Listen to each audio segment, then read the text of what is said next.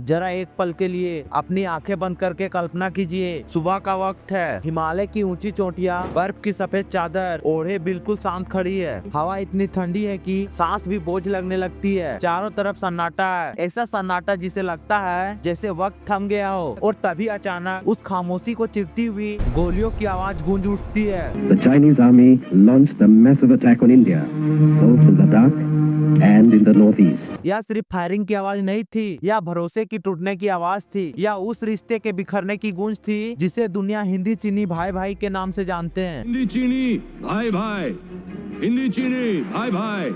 कल तक जो देश दोस्ती के नारे लगाते थे, आज वही एक दूसरे के सामने बंदूक ताने खड़े थे। सवाल यह नहीं था कि गोलियां किसने चलाई, सवाल यह था कि ऐसा क्या हुआ कि दोस्त दुश्मन में बदल गए। क्या भारत इस टकराव के लिए तैयार नहीं था, या फिर इस हार की कहानी बहुत ही पहले लिखी जा चुकी थी। 1962 का युद्ध सिर्फ नक्शे पर खींची गई लकीरों का संघर्ष नहीं था, यह गलत फैसले, अहंकार और अंधेरे कमरों में लिए गए उन निर्णयों की लड़ाई थी जिनकी कीमत हमारे जवानों ने चुकाई। और सबसे दर्दनाक सच्चाई यह थी कि इस जंग में कई सैनिक दुश्मन की गोली से पहले भूख, ठंड और अकेलेपन में टूट गए। हिमालय आज भी खामोश है, लेकिन वह सब कुछ याद रखते हैं जो हमें कभी हमारे किताबों में पूरी तरह नहीं बताया गया। अगर आप सच में जानना चाहते हैं कि 1962 में भारत के साथ वास्तव में क्या हुआ था, तो इस कहानी को अंत तक समझना जरूरी है, क्योंकि जो सच है वह आपको अनकंफर्टेबल भी कर सकता है। अक्टूबर 1962 के समय पूरी दुनिया के लिए बेहद नाजुक था। एक तरफ अमेरिका और सोवियत यूनियन के बीच क्यूबा मिसाइल संकट ने तीसरे विश्व युद्ध का साया फैला रखा था, और दूसरी तरफ एशिया के एक कोने में भारत और चीन आमने सामने आ खड़े हुए थे। चीन के नेता माओ खुलेआम कह चुके थे, अगर तुम हथियार उठाओगे तो हम भी पीछे नहीं हटेंगे। और कुछ ही महीनों बाद बिना किसी औपचारिक घोषणा के वही हुआ जिसकी भारत ने कभी कल्पना नहीं की थी। अक्साई चीन की दुर्गम ऊंचाई पर जहां तापमान जानलेवा था, वहां गिने चुने भारतीय जवानों के सामने हजारों चीनी सैनिक खड़े थे। न पर्याप्त हथियार थे, न गोला बारूद, और न ही हवाई सहायता, लेकिन इसके बावजूद भारतीय सैनिकों का हौसला अड़िग था। वे जानते थे कि जीत मुश्किल है, लेकिन मृतभूमि की रक्षा से पीछे हटना नामुमकिन। और यही वजह थी कि वे आखिरी सांस तक लड़े। इस युद्ध में भारत की जीत नहीं मिली, लेकिन उसे एक ऐसा धोखा मिला जिसने उसकी विदेश नीति और सुरक्षा सोच को हमेशा के लिए बदल दिया। यह सवाल आज भी उठता है कि आखिर 1962 का युद्ध क्यों हुआ, इसकी जड़ें कहाँ थी, और इसका असर भारत पर कितना गहरा पड़ा। इन सवालों का जवाब अचानक नहीं मिलते, इसके लिए हमें समय में पीछे जाना होगा।